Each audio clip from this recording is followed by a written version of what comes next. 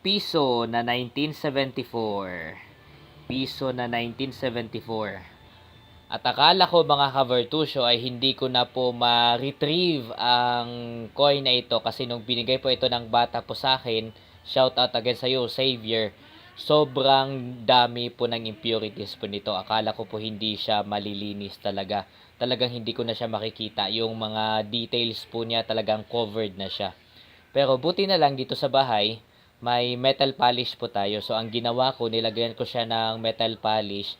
Tapos ini-scrub ko lang siya gamit po yung tela na malambot para hindi po siya madagdagan ang scratch. Tapos ito na siya ngayon. Ayan na siya. Yan. Nung dumating po yan sa akin ay sobrang puno po siya ng impurity. Dilaw lang po ang kulay niya. Tapos ngayon, nakikita na po ang detalye na meron siya. Yan, ito ay piso na 1974. Hindi po ito medyo. Sobrang luma na po talaga ng coins na ito. At for sure, iniisip ko na kung saan man ito galing, kung saan man ito kinip ng bata ay hindi talaga siya naalagaan. Ngayon lang siya nalinis. Ngayon lang siya naalagaan ulit itong coin na ito. Ayan, kaya kahit na nalinis ko na siya, at least na-retrieve po natin. Pero somehow, hindi na masyadong maganda talaga ang klase. Pero, ang napaka-importante po dito ay malinis na po siya. Malinis na. Ayan. Malinis na ang piso na ito. At, alam nyo po ba mga ka-Vertusio na ang mga coin na ito, kailan nga ba yon? Nagkaroon ng subastahan po kasi sa Quiapo last National Heroes Day.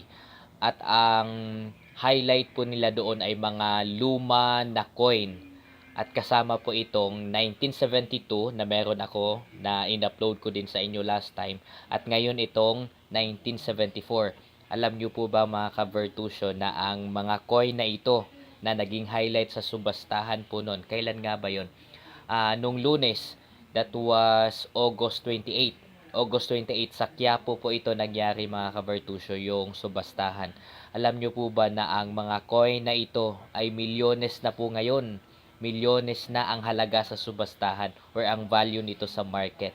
May mga nagsasabi po na mura lang daw or mababa lang daw ang bentahan po nito. Huwag po kayong maniniwala doon kasi ang mga coin na ito ay very rare to find na. Ibig sabihin, sobrang mahal na po nito ngayon. Itong 1974, tapos itong in-upload ko nga po last time, ito naman ay 1972. Mas nalinis ko pa itong 1972. Nung ginawan ko po kasi ito ng content, ay hindi ko pa nalinis yan. Ngayon nalinis ko na ito ng metal polish. Kaya maayos na po sila tignan. Yan, kung nakikita nyo po, kumikinang na siya ulit. Lalo na itong 1972, kumikinang na yan ulit.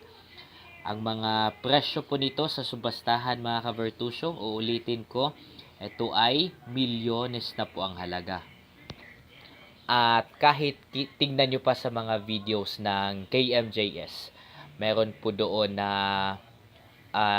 nabenta nila sa subastahan. 1971 po yata yun. Ibang coin naman po yun na milyones ang halaga. Ito rin naman, 1974 at 1972, halos same lang din yun sa ano na yun, sa tawag nito, sa series na yun na hinahanap po nila. Ang mahal po ng bentahan po nito sa subastahan. Kaya kung meron man sa inyong may hawak po nito, kasi may mga nagtatanong po sa akin kung bumibili ba ako. Ang sagot ko po doon, hindi pa po namin kaya. Hindi pa po namin kaya kasi ayaw ko po na bibilhin po siya ng sobrang baba lang po sa inyo na ang yung totoong presyo po nito ay mataas po sa subastahan. Kaya ayaw ko po na bilhin ko po siya ng na para ko kayong niloloko. Kaya ang sagot ko po doon, kung meron man kayo mga coins na ganito, ang sagot ko po ay hindi pa po namin kaya sa grupo. Wala pa po kaming milyones. Wala pa kaming milyones at hindi pa po namin kayang bumili ng isang coin na ganito, na milyones ang halaga. Hindi pa po kaya.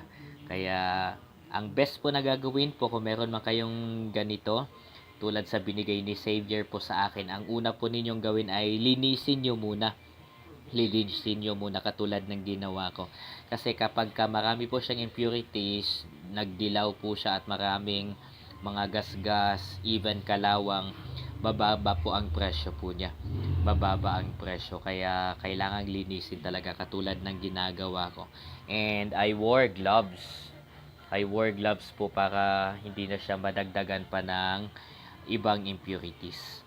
Yan. So, kung meron po kayong ganto, again, kung meron po kayong ganyan na mga coins, mga gantong coins po mga ka-Virtusyo, ang advice ko po sa inyo, ang advice po ng grupo po namin ay dalhin nyo po sa subastahan. Marami pong subastahan, meron po sa Quiapo, meron sa Pasig, meron sa Novaliches, even Quezon City, sa Quezon Ave, meron po mga subastahan dyan. Ina-announce po yan sa mga FB, kaya pwede po kayong tumingin po doon. I would suggest talaga na ang mga coin na ganito ay sa subastahan nyo po dalhin, kasi ang totoong hustisya sa totoong presyo po nito ay doon lang din po makukuha. Yun nga, katulad ko po, sinabi ko po sa inyo na hindi pa namin kayang bumili ng ganito kasi ang taas nga talaga ng bentahan. Kaya nagbigay po ako ng info sa inyo kung sino man sa inyo ang meron po mga gantong klase ng coin, best po na dalhin nyo po sa subastahan para mabigyan naman ng hustisya at tamang presyo yung coin na meron po kayo. Ito kasi ay sobrang luma na talaga. Lumang-luma na. Tingnan nyo naman ang series, 1974. Tapos yung isa ay 1972. Yan, doon pa lang po malalaman nyo na talagang ang tagal na talaga nila. Ang tagal na talaga ng mga coins na ito. Kaya best kung benta niyo ng maayos yan. Ayoko pong maging oportunista. Kaya sinasabi ko po ngayon na mismo na hindi pa po namin kaya bumili ng gantong klaseng coin sa grupo po namin. Hindi pa namin kaya. At ayoko po kayong pasahin, no? And ito nga po ay very fortunate na nagkaroon ako ng gantong coin. Ito po ay bigay ng isang estudyante ko na gustong manatiling anonymous, si Xavier. Yan.